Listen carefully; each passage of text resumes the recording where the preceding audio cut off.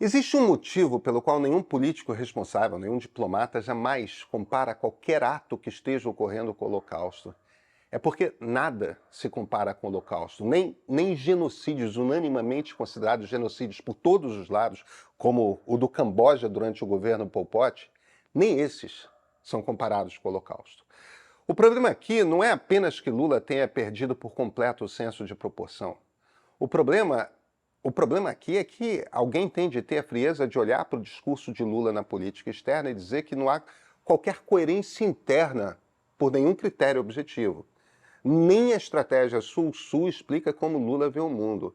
Na mesma entrevista coletiva na qual comparou a guerra de Gaza com o Holocausto, saiu em defesa do governo russo a respeito da morte do líder de oposição Alexei Navalny.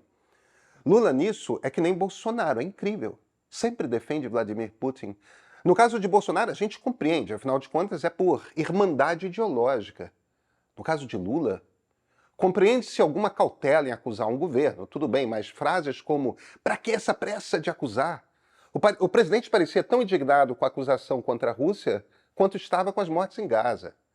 A ditadura russa mata jornalistas, mata líderes de oposição, mata traidores, ou então somos obrigados a acreditar que há uma imensa coincidência no fato de que as vozes mais altas contra Putin tendem a ter misteriosas mortes violentas. Nós não sabemos quantas pessoas morreram durante a guerra da Chechênia. A Anistia Internacional coloca em 30 mil civis. Pelo menos 10 mil civis morreram diretamente ligados à intervenção russa na Síria. O número de mortes na guerra da Ucrânia, isso é o total, tá? Já passa dos 100 mil com facilidade. Dependendo de quem conta, pode passar dos 300 mil. Putin é o ditador mais sangrento do mundo nesse momento. Para ele, Lula guarda toda a cautela. Israel é comparada com a Alemanha nazista. Números da ONU. Já morreram 150 mil pessoas na guerra do Iêmen. Está acontecendo neste momento. Há estimativas de mais de 200 mil mortos. Ao final de 2023, o Sudão acumulava quase 6 milhões de pessoas deslocadas de suas casas por conta da guerra civil. Estão ocorrendo nesse momento, em todo o mundo, mais de 30 conflitos, a maioria deles em países africanos. Em Mianmar, morreram quase 15 mil pessoas no ano passado, mais 20 mil no ano anterior. Esses números são todos estimados, tá? ONGs, Cruz Vermelha, Anistia Internacional, a imprensa. É difícil contabilizar guerras. De acordo com o Hamas, o total de mortes hoje, 19 de fevereiro, chegou a 29 mil pessoas. É mais de 1,5% da população de Gaza. É muito, tá? Muita gente. Israel tem um governo de extrema-direita exatamente igual a Trump, a Orbán, a Putin, ao nosso Bolsonaro.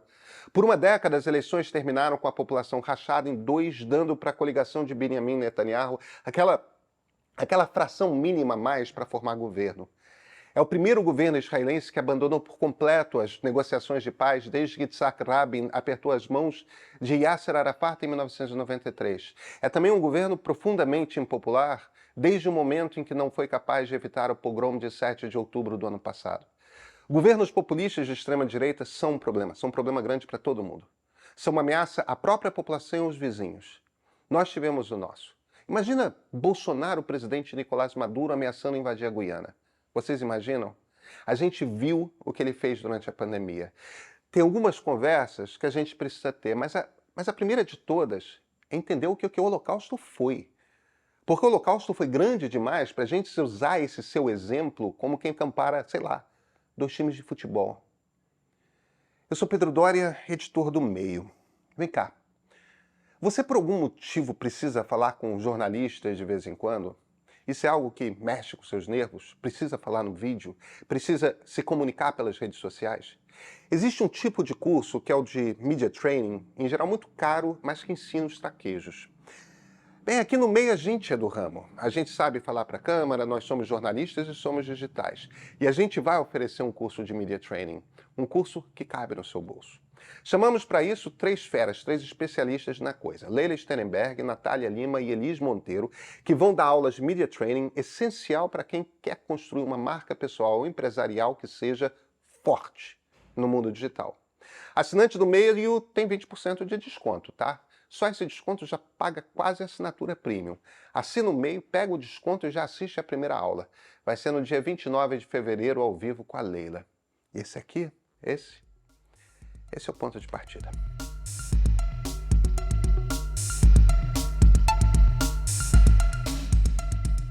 Adolf Hitler baseou o movimento que o levou ao poder na Alemanha na ideia de que houve uma facada pelas costas. Segundo ele, que era do baixo oficialato do exército alemão durante a Primeira Guerra, o país estava vencendo o conflito em 1918. Mas um grupo de pessoas muito poderosas convenceu o governo do contrário e assim a Alemanha se rendeu. Sim, a história é absurda. Mas numa Alemanha, os frangalhos da virada dos anos 20 para os 30 colocam gente o suficiente.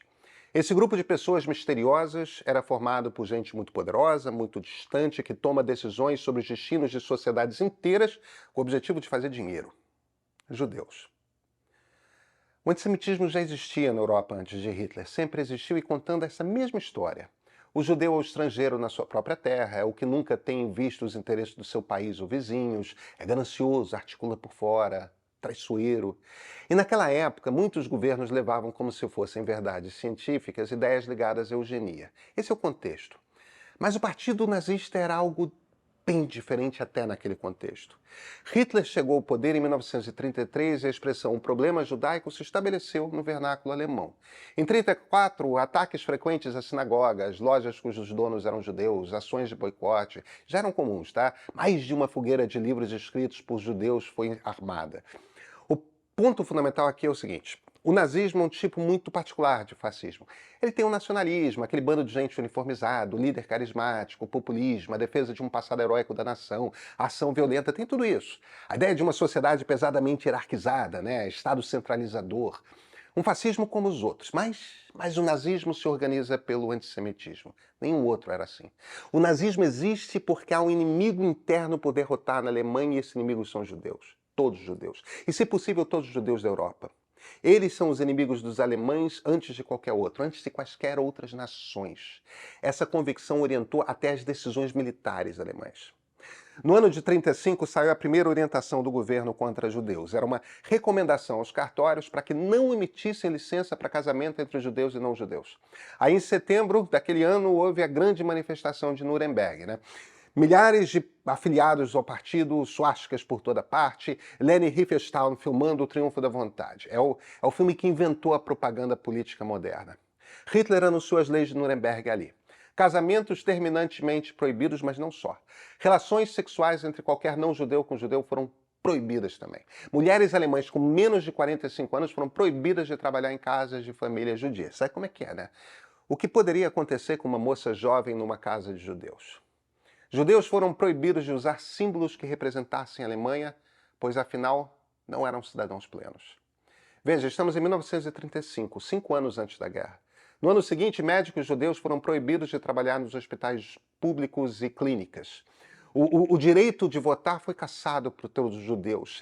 A coisa foi indo aos poucos. A gente nem chegou ao Holocausto ainda. Mas Lula não falou em Holocausto, né? Lula falou... Essas são as palavras dele. O que está acontecendo na faixa de Gaza com o povo palestino não existe em nenhum outro momento histórico.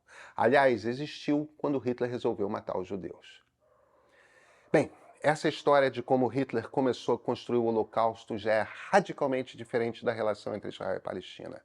Israel se ergueu como uma ideologia, tá? Como uma ideologia que era o sionismo, que pretendia e pretende criar uma terra para os judeus viverem e terem autonomia para se defender.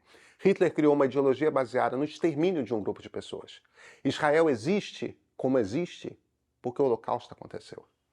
As estrelas amarelas com identificação obrigatória na roupa vieram só em 1941. A quantidade de leis, cara, vocês não têm ideia. Judeus foram proibidos de ter acesso a telefones, de ter animais de estimação, de ter rádios. Judeus cegos foram proibidos de andar com sinais que os identificassem como cegos. E a gente não chegou no Holocausto ainda. Durante 9 anos, entre 1933 e 42, lentamente o cerco foi se fechando.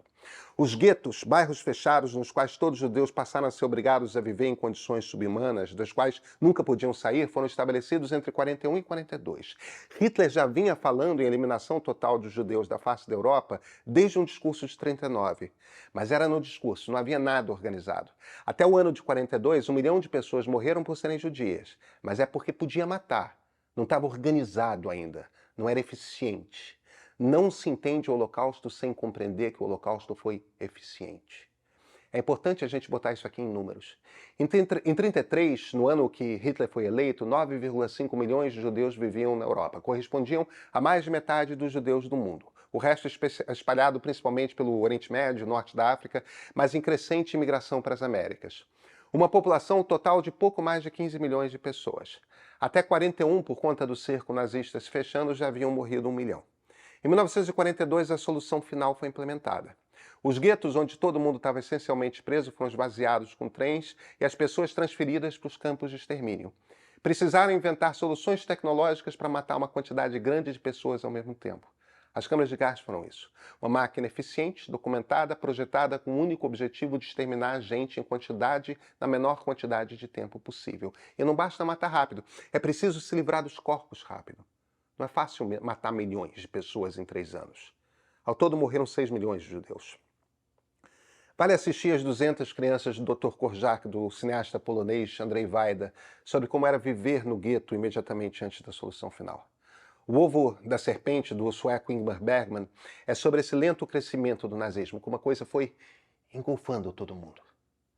Tem um filme recente, está na HBO Max, se chama Conspiração, Kenneth Branagh, Stanley Tucci e Colin Firth, sobre como se organizou a solução final, se planejou. Nenhum desses é filme sobre os campos de extermínio, de concentração. É sobre como se chegou aos campos. É possível argumentar que os nazistas só perderam a guerra porque investiram tanto esforço em um único propósito inútil para a vitória militar, a solução final: eliminar todos os judeus da Europa. Olha, só nesta década em que estamos, a de 2020, a população de judeus do mundo voltou ao seu número pré-Hitler, 80 anos depois. Só agora se cruzou a marca dos 15 milhões no mundo. Isto é um genocídio. Isto foi o Holocausto. Segundo números oficiais da Autoridade Palestina, a população palestina era de 1,7 milhões de pessoas em 1948. São hoje 14 milhões de palestinos. Isto não é um genocídio. Essas pessoas precisam do seu país. Benjamin Netanyahu, o primeiro de Israel, é um Jair Bolsonaro, tá? É também o primeiro-ministro mais impopular da história de Israel. Por quê?